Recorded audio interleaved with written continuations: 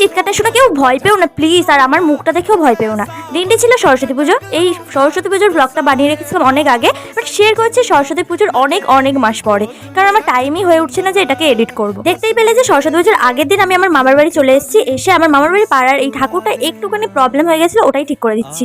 কারোর কাছে কালার ছিল না, আর আমার বাড়িতে যেই কালারটা লাগবে সেই কালারটা ছিল না, তাই আইশ্যাডো প্যালেট দিয়েই ঠিক করা হচ্ছে আমাদের সরস্বতী মাকে।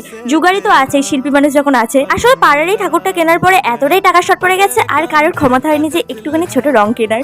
যাই হোক, জাস্ট কিডিং। আর প্যান্ডেল কমপ্লিট করা হয়ে গেছে, তারপর ভোর ভোর উঠে গিয়েছে। এই যে ঠাকুরের সবকিছু রেডি করা হয়ে গেছে, তারপর পুজোও হয়ে গেছে। বাট আমি ভোর ভোর উঠেছিলাম, উঠে হলুদও মেখেছিলাম পুরো মুখ ভর্তি করে, সেটা তোমরা দেখেওছো। সেটা কেন মেখেছে সেটাও বলবো। আর এদিকে আগের দিন রাত জেগে জেগে হাতে মেহেন্দিও করেছিলাম।